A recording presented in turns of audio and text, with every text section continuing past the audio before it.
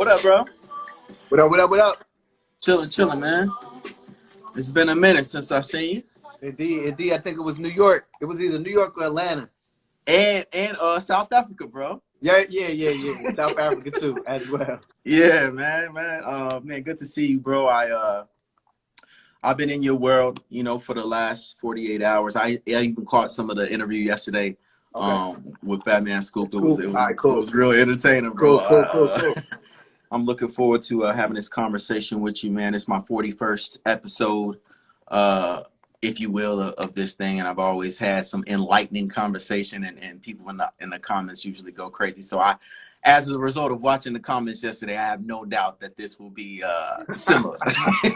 So I'm gonna bounce around a little bit, Okay. question wise, but it's always love with the flow. But I knew you had Northeastern roots, you know what I'm saying, the New Jersey influence and perspective, as well as, the Maryland connection and whole DMV. But I didn't know about your connection to Ohio, bro. I'm from Cincinnati. So Oh like, wow, okay. I was like, oh, word, that's what's up. Yeah. Yeah. So I wanted to ask you a bit about the influence that your father played in your career. I know that you did spend some time getting some early exposure with him, but I wanna fast forward that, because I know there's a certain degree of pressure that comes sometimes when you come from a family that has roots in the music industry. And I wanted to ask you, looking forward to the future, how as a parent, how as a parent do you manage or toe the line between the music industry and potentially wanting to expose the music industry in the right way and just kind of letting it be? What's your take on that?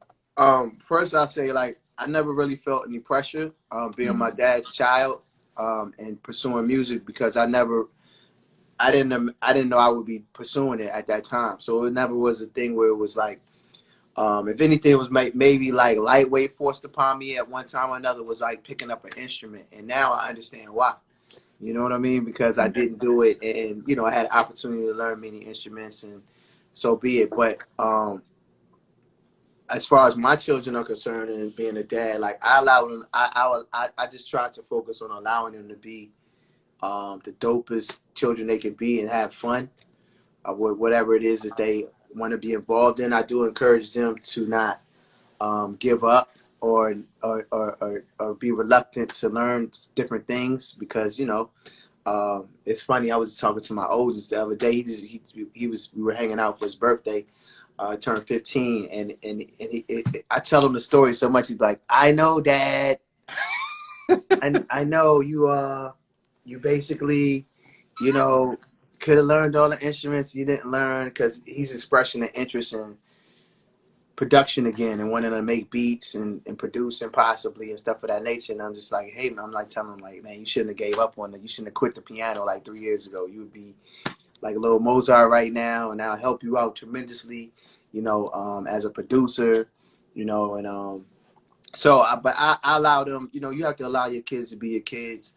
I would imagine it's tough enough just being my child, yet alone putting that pressure on them to, hey, you gotta be like your dad, or do you sing like your dad? And you know what I mean? So I'm still identifying and allowing them to identify with who they want to be and what mark they want to make on the world, and and then that way it doesn't feel like any pressure. You know what I mean? Yeah, for sure. I had a conversation with Cayman Kelly earlier this morning, and we were just rapping, and we started talking about you for a moment, because I told him I would be interviewing you today, and we were both talking about your being a trailblazer in terms of doing things how you saw fit to do them throughout your career, especially with like the mixtape thing, in terms of being one of the first people I've ever seen, to use that philosophy. As it relates to doing those types of things, how have you been able to be like, how have you come to the decisions that you've come to about what you want to do as far as your career along the way? Early in my career, I was just having fun and experimenting, and me being the guy that was the first one to do, you know, singer to make mixtapes, soul singer, R&B singer, however you want to coin it. I originally it happened out of frustration for being on a label that I feel like there was a disconnect in terms of them understanding the nature of the animal that they had on their hands. You know what I mean? It was to definitely, I felt like it was a great way to create a buzz. So I basically followed suit of what I saw 50 Cent doing with G Unit at that time. Um, I kind of combined it with what I saw Mike Jones doing at that time out of Houston, for giving out his phone number, you know, and I just kind of like took those things, really just borrowed from the hip hop community, the rap world, and because one thing that was always fascinated by was the art of the hustle of it all. You know what I mean? And so I took those methods and they worked. You know, and once I saw that they worked, it was like I was like a kid in a candy store. You know what I mean? At that point, you know, kind of fast forwarding to that. I mean, I kind of jumped off the mix thing like when Trey got like really hot doing it. Trey Songz, a few other artists. I saw a lot of rappers doing it, of course, following suit. And then, you know, a lot of, you know, at one point, you know, the mixtape game was bigger than having a, you know, having a mixtape out was bigger than having an album out at one point. You know what I mean? Or the mixtape was kind of like the way to promote the album, or was a creative way to kind of bypass a lot of the business that goes into putting out an album and making a buzz for yourself and making it buzzworthy. You know, buzzworthy. Do different, you know, blogs and what have you. You know, as of late, I mean, I made a decision at one point just focus on original content. You know, and then the mixtapes became like, you know, original. You know, when I saw that, okay, we could put out a mixtape and still push it like an album, or it can kind of substitute as an album when you're in between albums and find cool ways to monetize it. Man, that, you know, once I figured that out, I said, well, maybe it's time for me to put more focus in like originality and it's crazy. One of the songs is gonna be one of the songs that everybody's flipping about off of my new album that's unreleased. It comes out in November 20th to be exact. Nice. It's a song called Up for Air, which was released previously like on a mixtape, you know. But this is definitely a better version of the record, you know, mixed and mastered and the whole nine. But yeah, it's, you know, I think that for me, it's just about trusting your gut.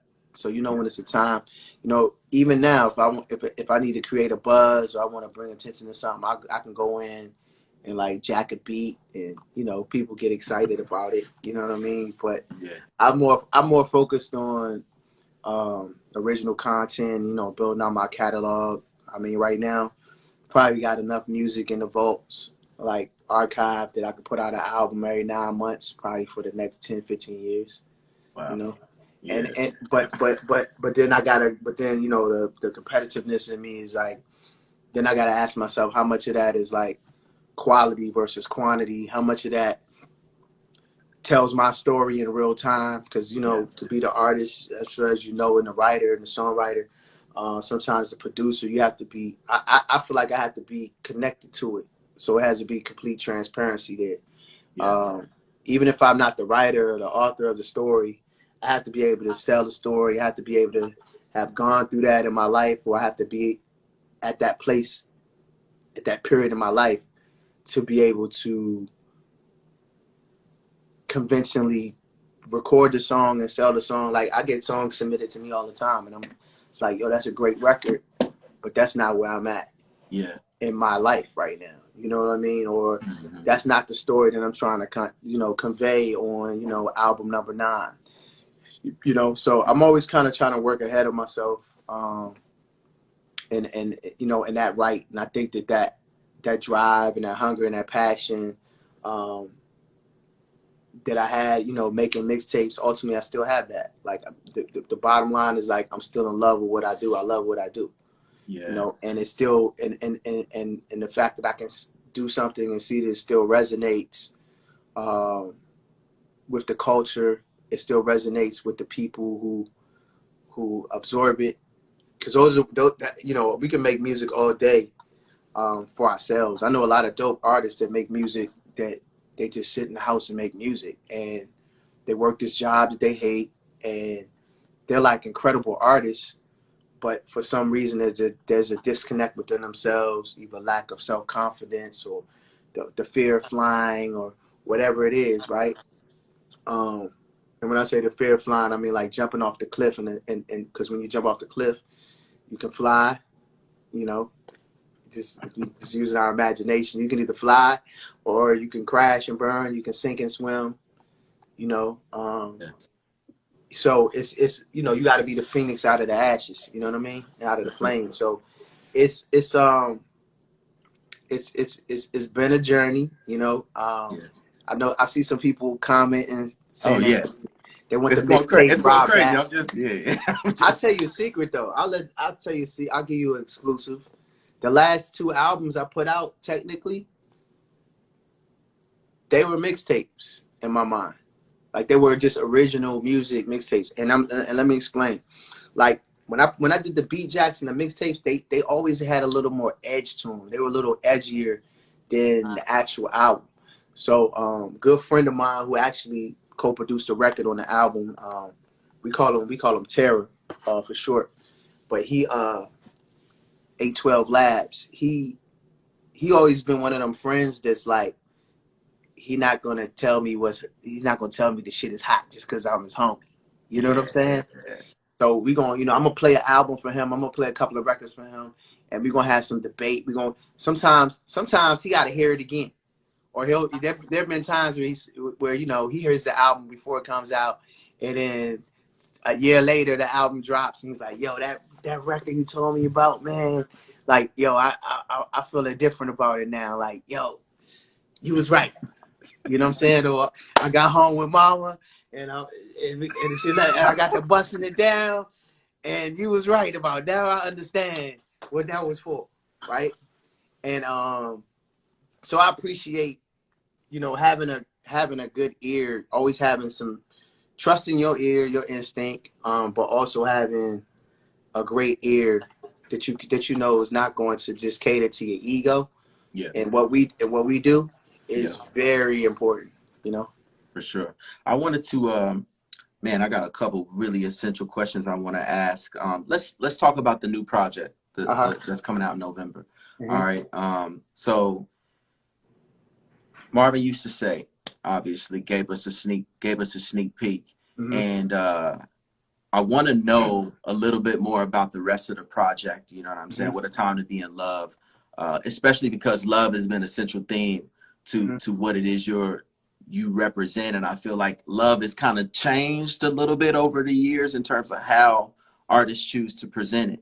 Uh-huh. But give me a sonic perspective for everybody out there of what they could potentially be looking forward to. I know it's a collaboration with the colleagues and maybe Yeah. some other This producers. record, this record is a for me, lyrically, and just me being me, and the influences that I have, you know, being a huge fan of Prince, being a fan of Marvin Gaye, you know, being a new, I won't say a new fan, but a new student of kind of like studying Teddy Pendergrass. You know what I mean? Like I feel like I tried to channel my inner Teddy for this project. You know what I mean? Yeah. There's a lot of lush string arrangements that were inspired by, like, you know, Gamble and Huff. You know what I mean, and that type of thing. Um, but this album is the perfect. If you were to take, you know, catalog from, say, like Prince's catalog, if you were to take Purple Rain and mix it with Prince Sign of the Times album and put those two albums together, that's what you get that's what I'm hoping that people feel when they hear, you know, What a Time to Be in Love, come November. If you were to take Marvin Gaye, the What's Going On album, and fuse that with I Want You album, Mm. Yeah, yeah, yeah. take those and fuse those together, like that's the kind of feeling, you know, because there is You know, although Marvin used to say is a very socially conscious song, it's in your face. There's another cut on the record called "Lord Help Me" that's even more descriptive of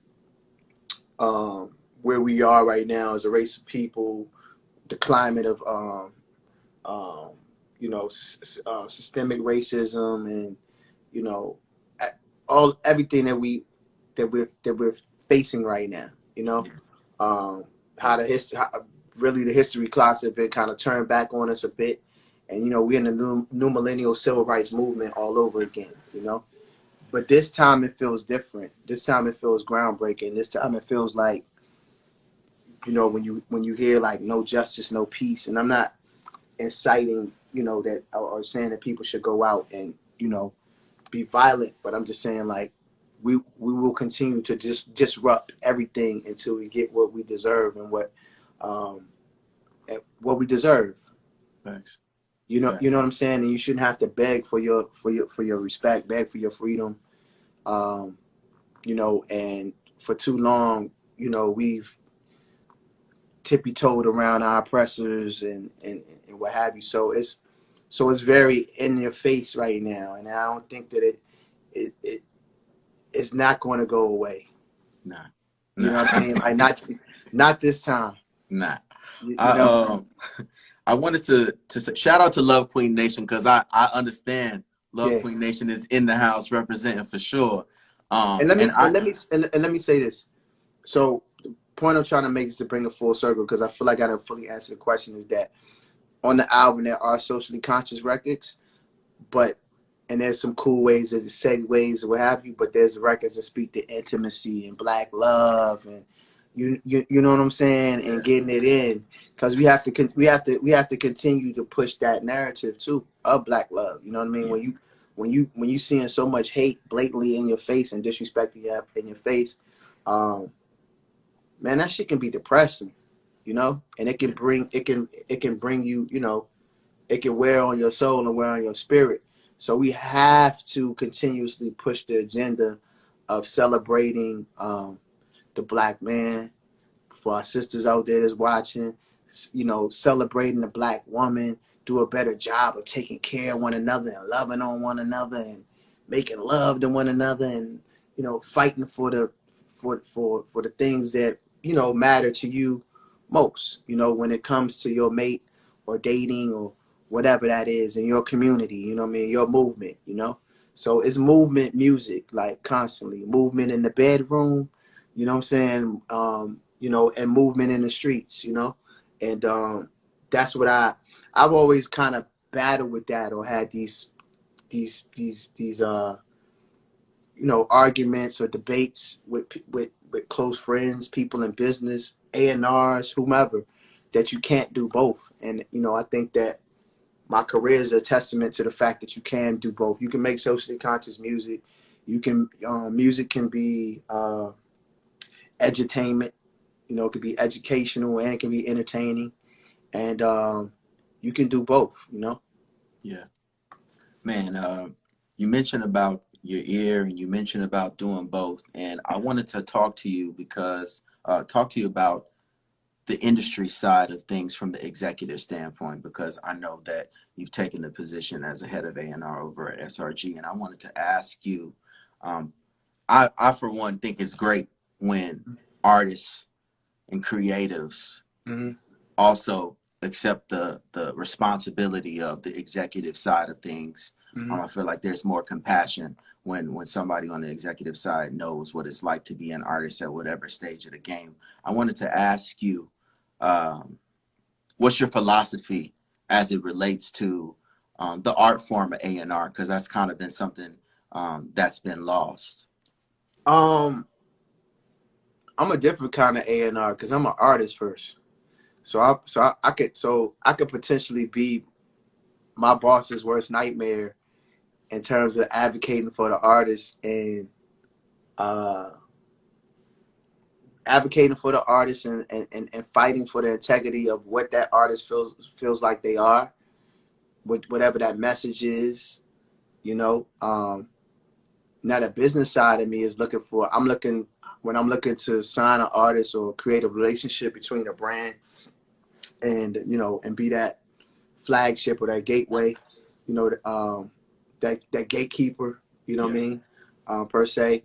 Um, I'm looking for I'm looking for a star, or the potential of that light, that beam of light. I'm looking for me in them. When I say that, I mean certain qualities in terms of like the hustle, the drive, the ambition, um, the humility at the same time, and willingness to learn, uh, and just and the talent. You know what I mean? Because Yeah. sometimes it just takes the right coach, or it takes the right believer to ignite a flame in you. You know what I mean? It just sometimes it takes the right person to say like, "Yo, let's give him the ball with 2 seconds to go," and you're ready, and you've always been ready, and you didn't even realize how ready you are. You know Mm. what I mean? Yeah. I think like Michael Jordan was a good example of that. You know what I mean? Like it was when he took that shot. He always had the potential. But when he took that shot from North Carolina, Yeah. that shot changed his life, Yep. and he loved the way that felt, and he got addicted to that shit. You know what I'm saying? And Facts. and and and and and and, and, and it has and it just morphed into greatness. Um, and he did the other things that were necessary to nurture it. Yeah. That maybe other people weren't willing to do. If that means being in the first person in the gym, last one to leave, whatever the scenario. You know what I mean? For sure. And then over time, learned how to give to create those moments for other people. See what I'm saying? So that's also what the head of and our job is about. When you mention that, I think about my good friend Mike Phillips, who's on Hidden Beach. Um, Phenomenal saxophonist, producer, songwriter, and just all around a good person. You know what I'm saying? And so I was glad to be involved in him coming over to SRG, and to know what was going on with him as an artist and musically, and the frustration of dealing with the business, and like for him, I remember him telling me like, yo, I wasn't like, if this situation hadn't came about, I probably was going to just like not do this shit no more. Wow. You know what I mean? And I hope that's not too transparent for him, me speaking on that, but um I say that to say like what a difference it makes, just in less than a year, even during a pandemic where, you know, um, his album is doing extremely well, you know, and, you know, get probably working on the next one, Yeah. and, in the black where he'll see a back end royalty on his art, every time I think about me and Mike and how that happened organically, and to see where it's at now, and even my relationship with SRG, and I just call him CB for short. How you don't meet too many people and label owners, and people in business, um, that understand numbers Yeah. and crunching the numbers, but also understand the culture, and will take a shot. You know what I'm saying? Or take a gamble, and trust their instinct and really trust their ear. You know what I mean? Or have an ear, or where you can get them on the phone any time of the night, whether it's personal or business related. And, um, and when you got to go to the war room, sometimes you got to go to the war room. You know what I mean? But Yeah. you come out of it stronger, wiser, and to have those believers, like that you can't put a value on that, to have somebody that believes. So yeah, it's a really dope roster over there. I'm looking forward to bringing other artists there. It's Yeah. a what they say, it's a crawl before you walk situation. Big shout out to Mike, Phillips, shout out to Brave, Williams, shout out to man, so many people over there. We got a nice little roster, man. Yeah. Avant, who's killing right now, new album out. Bryan-Michael killing right now. Got an album he put out during, post COVID. Vivian Green, got a phenomenal album coming, 2021, produced by Kwame. Ralph Tresvant, Johnny Gill, Gino Vanelli, who's a icon, at it. Had the opportunity to see him perform last year for the first time. That was crazy, and forgive me if there's anybody that I'm forgetting. But yeah, we Sean Stockton from Boys II Men as well. You know what I mean? Hopefully we'll get Boys II Men over there too. Yeah, right. Woo! Hey, listen. That'd be cool. Yeah. But it's always a trip for me. Like I'm like my demeanor is never let them see you sweat, but it's trippy though, the fact that like the first tour I ever did where I had 9 minutes on tour was with opening up for a group named New Edition. Jill Levert was on a couple of spots that was on about 5-6 of the dates, and Bryan-Michael, it was a co-headliner with Bryan-Michael and New Edition. We did about 30-40 cities every night. So to be able to, have a conversation with Ralph now, via text or Johnny or whoever, and it involves, business or to do a label, those chain texts. Yeah. They go out. It's different when you got like these cats, super producers, Tim Kelly, the different people, all on the, all on the call or on the text feed, supporting each other, pushing your projects in different angles and stuff like that. Yeah, so it's a learning experience, man. Being the head of A&R, they're super fresh. It sounds fly, but it requires like really doing some work and having an ear and so I look forward to seeing what the next decade looks like. You know what I mean? Yeah, for sure. Wow. I wanted to ask you. Okay, so maybe about 2 months ago, I got asked to do a private performance, and I gave a list of songs or whatever that I do, and my guy came up to me. He was like, "Yo, all the songs are dope." He said, "But listen, bro." He said, "Listen." He said, "When I met my wife, it was him and his wife's 10-year anniversary." Yeah. He said, Yeah. "Listen, when I met my wife, Yeah. he said every time she was about to put it on me, yeah, I always knew because she would put Raheem Devaughn on." I was like, "Word." He was like, "I swear, every time." He said, "Every time I was about to get some, she would put on you." Or I was like, "Word." He was like, "Yeah, so I got to get these songs in there." And I remember performing them.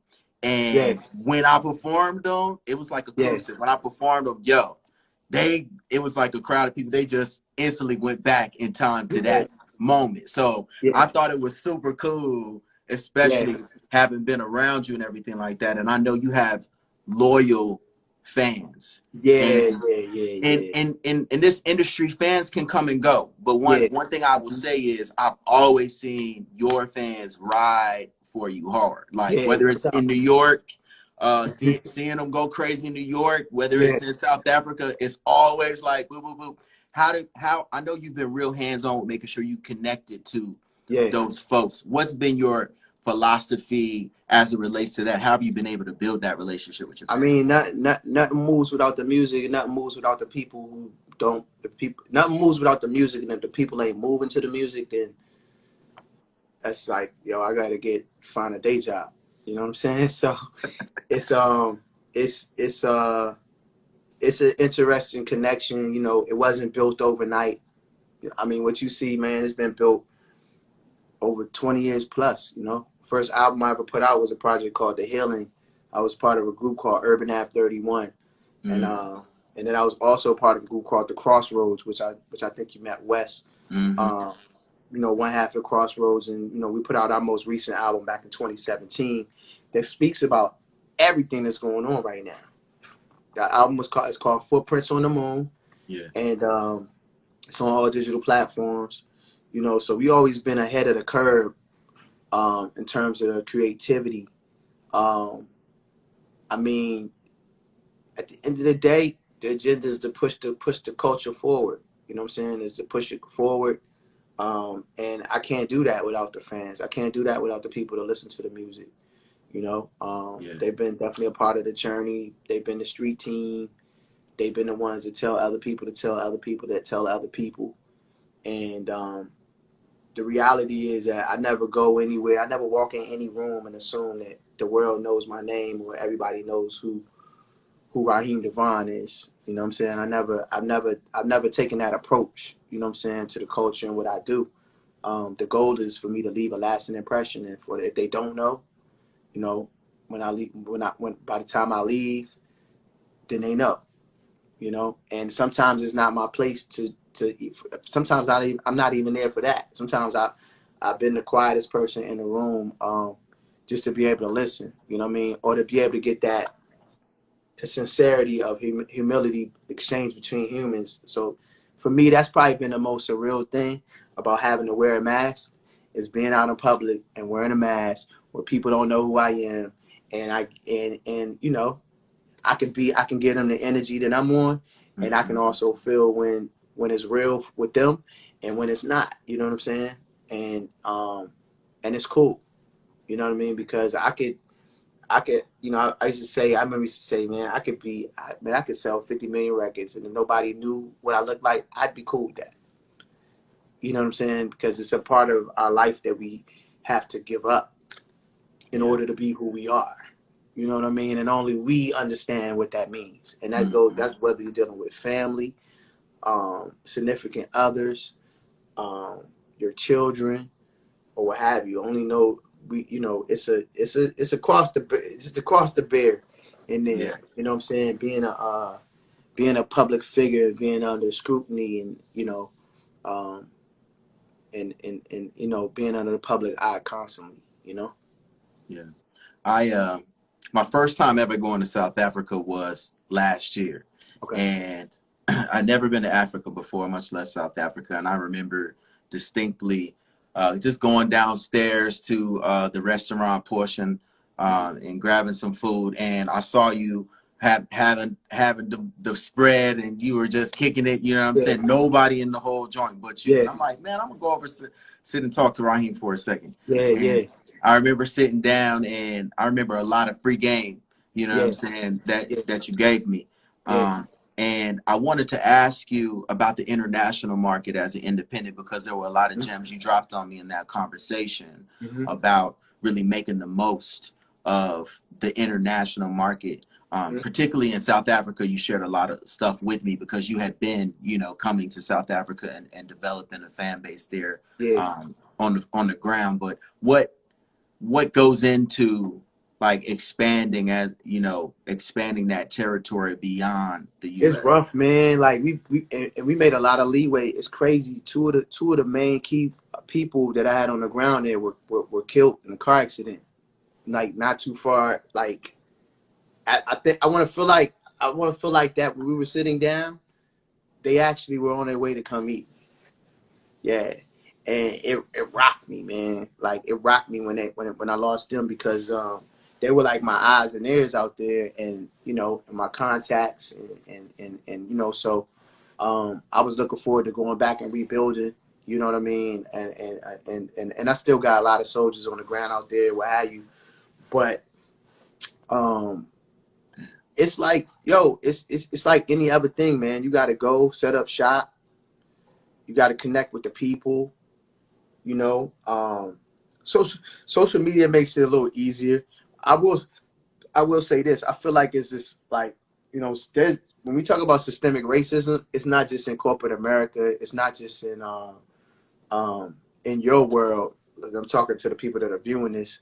It's in there's a systemic racism that happens in the music business though too, and culturally, and with these countries, and where it's kind of like where you can be so dope, but you can be maybe too woke, and it's like for some, Yeah. you know, or wear it on your sleeve just a little too much, and it can, you know, it feels like it can be suppressed, like your music, your numbers, whatever, your likes is like being suppressed. You know what I'm Mm-hmm. saying? Yeah. Um, and you know, that's something that a lot of people don't. You know, I think that that's the one thing that Black artists encounter. No matter what genre you're in, like it's something that Black. You know, we the only ones to get told, well, you can't. No, you can't do. You know, you can't rap. You know, back in the '90s or '80s, like it was like you can't rap and sing. No, you can't do that. Thanks. Like, you know what I mean? Or you can't do, you know, you can't have a love for like R&B, soul, rock music, jazz, all these different influences. And, you know, that one of the reasons I coined myself the R&B hippie neo soul rock star was because I loved rock music. My first album had rock songs on it. Cadillac, Who. Just half of the album was socially conscious. Mm. Then you had other records that were like very R&B, you know, very R&B. You know what I mean? And you had other records that might be classified as soul because it was like live instrumentation. You know, even though you know where they thought it was a sample, but it was like, nah, that's actually like some, you know, oh, that's actually Earth, Wind and Fire playing from the master or whatever. You know what I mean? So it's it's always been like, you know, it's a learning experience, man. Like, you know, you gotta just take the you gotta trust the process, and it, you know, it eventually all kind of like reveals itself. But we the only ones that like really get those titles put on us, or like feel like we gotta be pigeonholed to a particular genre of music. You know, we the only ones that deal with that. So so when that right, it makes it a little harder. You know, over there, um it's not like here we got like Radio One, Clear Channel, different things. You might have a few different stations, but pretty much it's like BBC is nothing bigger than that, Mm-hmm. you know. And I got popping from over from pirate radio, like Oh wow. literally, like literally there, you know. And it's not as aggressive as it used to be, but like back in it, like 10 years ago, it was a thing like where they literally had pirate radio, like cats would jack create their own frequency, like they would, you know, the laws looking for them. You know, you go, you might go in a little, you might go in a little falafel shop. I remember distinctly going to going to do radio was a thing. Like you could potentially be in there and get and it get raided while you in there because they Wow. were basically pirating and doing bootleg radio. Like that was the thing. Like and I mean, and it was touching the people. Like if you wanted to know who was coming to town or what have you, they had 10,000, 20,000, 50,000 people listening. You go in a little falafel spot, go all the way through the back, come out the back door where the kitchen is at, hit a little alley, make a left, go up the steps. What's the password? And it's like, yo, we got Raheem Devaughn live here, blah blah blah. You know what I'm saying? They're running it off. Um, so yeah, they went hard. Like they, you know, I'll say over there they go hard. They go way harder than us Americans on all levels.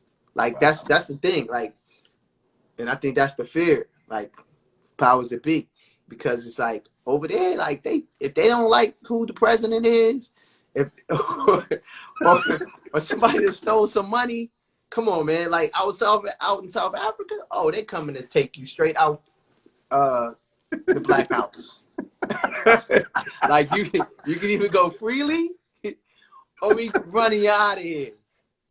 You and all your crooks, your council, you out of here. They don't play over there, man. Like a lot of these different countries and you know and what have you. So yeah,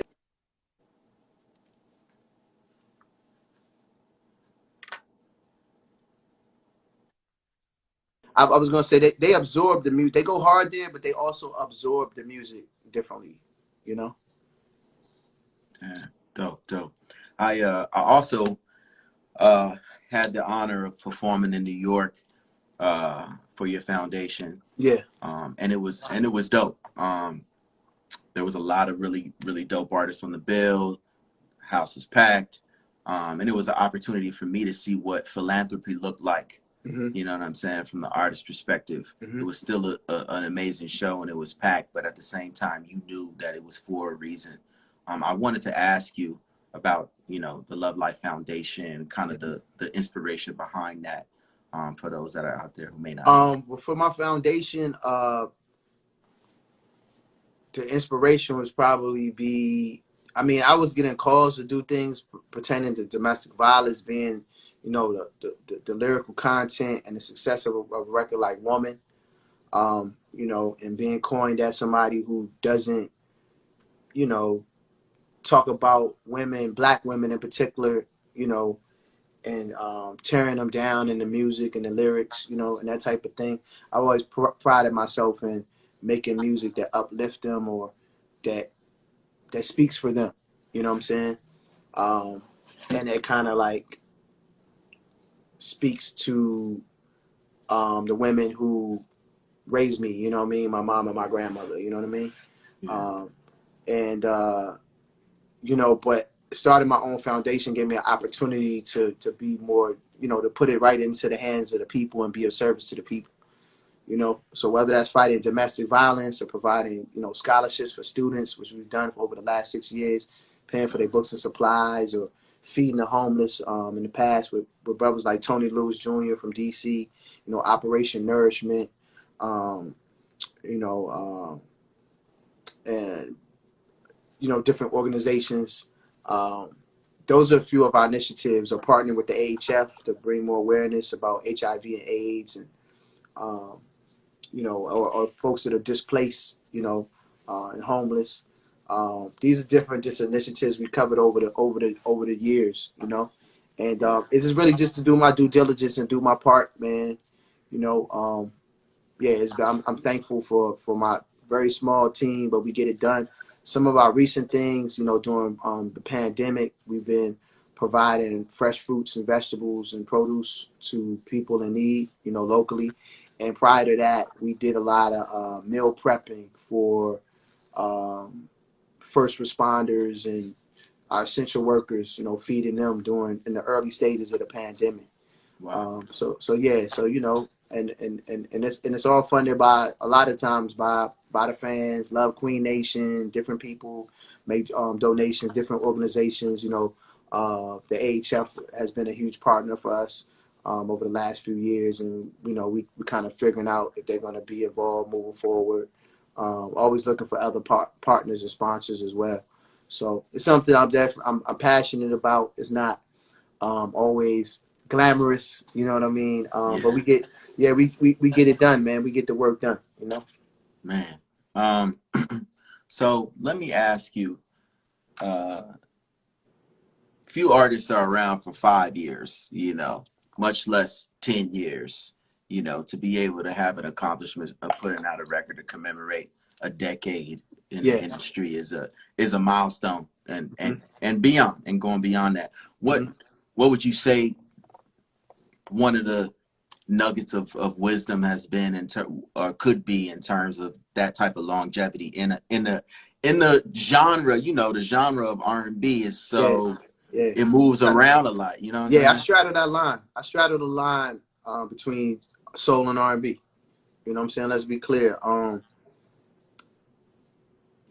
Look to, for me, it's just always looking forward, never looking behind, never looking back. You know what I mean? Yeah.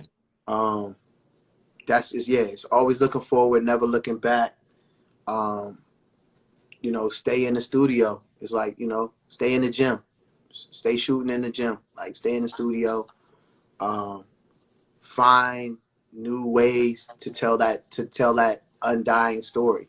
Find new ways to tell a story, the fairy tale story of love. Find new ways to speak to intimacy, whether that's new slangs, new phrases, new titles. Find new ways to use my voice as an instrument for to vocally arrange and do what I do. I have no formal training at what I do. You know what I'm saying? So it's everything I do is off of the ear. I don't know when I'm doing something that technically is musically wrong. You know what I Gotcha. mean? Yeah. Like, so yeah, so stay motivated, stay inspired, Mhm. and self motivated. Don't look to anybody to help you. Like, you know, you're lucky if you get some dope team members along the way and Yeah. some great cheerleaders or whatever. But, you know, the reality is we live in a microwave world. So if I take too long to put some music out, they're gonna, you know, the fans are gonna go find somewhere. They just gonna go to another live and figure out somewhere else to go entertain themselves until we do what we do, you know. So I don't take it for granted for a moment, especially like now during the Yeah. pandemic. You know what I mean? I don't take it. Yeah, I don't take what we do for granted for a second. You know? Yeah. I saw I saw you went to my home state and you know had the drive-in performance experience and you know there was that's probably one of the few places I know in Atlanta they might have done one or two, but Yeah, yeah. I wanted to ask you about that perspective because I'm instantly thinking like, okay, applause is like what the high beams, the horns, like Oh yeah, the hot. you know Yeah, what I'm saying? I went out there with my game face. I already had it like kind of had my my song and dance down. You know what I mean? Okay. So it was a lot of horn honking, high beaming, you know, gangster leaning, you know, all of that parking lot pimping, you know, Yeah. all that going on. But overall was well received, man. You know, blessing. We had over 400 cars as a pre-sold. You know what I Wow. mean? Yeah. When I say we, I'm speaking of myself and Music Soul Child, some really dope DJs from the area, you know, and shout out to my man Bobby Fame, really dope promoter who put that thing together. I'm in talks with some stuff for Atlanta Okay. before it gets too cold, so we're trying to sort that out. It was cool, man. You know, it was very safe. It was COVID friendly. Let me just say that first and foremost, where everybody kind of had their own space. So if they wanted to be out of their car, they had their own. Everybody had their own little party going on. You know what I mean? And then uh, it was great, man. You know, I think we did. I don't know what the final numbers were, but I know 600 cars was a sellout. We did somewhere between the 4 and the 6, Oh. and great, great energy. I mean, for me, it was weird because I hadn't been on stage in a minute, and I had to find my rhythm. You know what I mean? And I halfway through it, it was like, you know, it was like riding a bike. But, you know, it's always good to kind of work out the kinks. It's like going on tour, man, and you haven't been on the road in a while. That night after night touring is a lot different from like spot dating. Like we would Mm. just do the weekends or whatever. Me personally, I like tour life. Like I like to be somewhere different every night. Yeah. Like, oh man, Chicago went in. Man, Philly was crazy. Oh man, they trying to book us to come back for such and such. Oh, they added a second show for Detroit. You know what I mean? Like, I like that energy, you know? Yeah. Yeah, yeah. Was But the connection overall, easier to make? Was the connection easy to make with the people that were there, or how was that for you? yeah, yeah. I mean, they were there because they were there to see us. You know what I'm saying? Yeah. Myself and music, like they were there. Like people drove from DC, people came in from all over the country. Like, you know, they made that drive, so that was dope. You know, humbling. They had it. I mean, they had it down to a T where if you didn't want to jump off the car, you could watch through your windshield and you put your radio on a certain station and you hear the whole thing. Oh, So that's it was crazy. yeah. So again, it was good. Good energy. I see some people that came to the show said good show and stuff like that. Appreciate y'all. Shout out to Michigan was in the house. Detroit was there strong. And yeah, we were in Columbus. We were in Columbus, Ohio. So always get a lot of love there. You know, I've done some stuff with the promoter before there. Good energy, man. Wow. I heard about you mentioned Woman earlier, Uh-huh. your song Woman. I wanted to get the Aretha Franklin connection Hmm. backstory with that. I was a little birdie told me something about So their so that record, so the record, Woman was a record that just she took to like it ended up being one of her favorite songs, if not her favorite song. Wow. For whatever reason. She I got a call back in 2009 to come perform for Aretha Franklin's birthday party with a few other entertainers. And when I only had a few listed demands. I was just saying like, yo, could I bring my mom? You know what I mean? So I took my mom. We flew out there. I thought it was going to be what I thought it was going to be. I thought we were going to be in a theater. It was going to be this big thing. They're going to televise it and all of that. And it was like very intimate for her family and friends. Maybe no more than 100 people at her favorite restaurant. And literally, she was about 20 feet away. And I did like a 40-minute show for Aretha Franklin. And the only thing they asked was that I sing Woman. You know what I mean? Wow. And so after that, we had an exchange. She paid me as only in a way that, you know, old school women of her stature would, you know, she went down in her female her purse. It went down in her female person belongings and paid me personally, what she was known for doing. You know, she would have her purse. She would have her purse on stage with her piano. Everybody knows this about her. So, so she said, in all seriousness, she said, "Yo, did you write that?" She said that song. We linked over. We had an intimate moment, and she said that song, "Woman, did you write that?" And I said, "Yeah." She said, "You think?" She looked at me and she said, "I can remember like yesterday." She was like, "You think you could write me a song like that?" And I was like, "What?" Yeah. So I got with Chucky Thompson, and we wrote a record called Queen, which ended up coming out on another album. And she got ill after that. You know what I mean? That's where you know, not too long after that, she found out that she had cancer, and you know, she fought the good fight. And you know, there were times that we even performed at Essence Music Fest together, where I'd be on the smaller stage, she'd be on the big stage, and she'd be performing my song. Wow. While I was in the like super, you know, while I'm in the lounge. You know what I mean? So moments like that, priceless. You know, I did have an opportunity to speak with her as her health was declining. You know, I just called her one day, and I didn't know she wasn't going to be here that much longer. And I called her and just was like, "Hey, just call and check on you, love you," and everything. She was like, "Nah, thanks for calling," and da da da, and yeah, and that was it. So yeah, just you never know how your music is going to, who is going to impact, how it's going to make somebody feel. You know, and those that know Aretha's story, like really know her story, like, you know, she went through a lot, you know what I'm saying, as a young woman, you know what I mean, and a mother, um and yeah, so knowing that and knowing what the song was about and what it was for, yeah, it's like mission accomplished, you know. Yes, sir. Yeah, Man, I want to thank you, bro. I know we went a little over, so I really appreciate your time. I don't take it for granted. This is something that's a labor of love for me, so I yeah, appreciate everybody who takes time out of their schedule to engage with me. yeah. I wanted to give you the last word to all your fans Mhm. out there, but I just wanted to say I appreciate it. I'll definitely be looking for the new joint. I've been seeing you the whole time, you know, from the stage and performances Yeah, to live. You know, I'll yeah. be up late at night and it'll be like Oh, Raheem dope, Devaughn man. going live. I'm like, yo, Dope, bro. man. Yeah, Appreciate so it. so much support, man. Salute to you. But I'm gonna give you the last word for the people out here. Hey, I just want to say thanks, man. Not only for supporting me, but supporting Cam. You know, supporting Black music, the culture.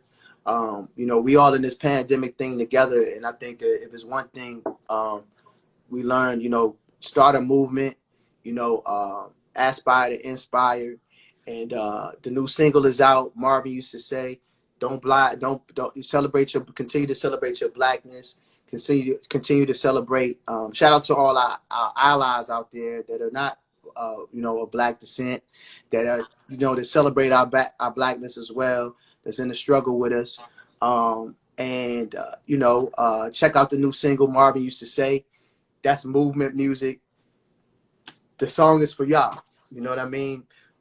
If you post it, make videos with it, do whatever you do with it. You know what I mean? It's already, y'all ain't hear this from me. It's already white carded. Don't ask me what that means. But that means that if you put it up, they won't take it down. You know what I'm saying? Because people be getting special privileges out here. Yeah. So just continue to wave your love queen flags in the air like you just don't care. Now, on a serious note, new album on the way, November 20th. What a time to be in love. Big shout out to the colleagues, my partners on this project. Shout out to all the co-producers involved. Want to give a big special shout out to my man Loverboy Vo, Desperados, my man Mike, one of the writers on the record. You know, continue to put people on to Marvin used to say, man. That's, you know, right now, that's a single we pushing. Got some stuff. Got some things coming too. I already know. Album is gonna be good. So some people have been going live with me. Like they set in on the process, you know, of it. So yeah, definitely appreciate that. You know. Bet. Man, yeah. Again, man, I appreciate you, bro. Always enlightening conversation, bro. For real. Love. No doubt, man. We gotta do it again. Yeah, you got my support, man. 100 grand. Shout out to your whole team who helped make this happen. I appreciate them. Shout out to Jackie as well, my PR. Yeah. So man, we'll be in touch. I'm gonna hit your line, man. Man, sounds good. Yeah. All right, bro. All right, man. Peace, man. I want peace.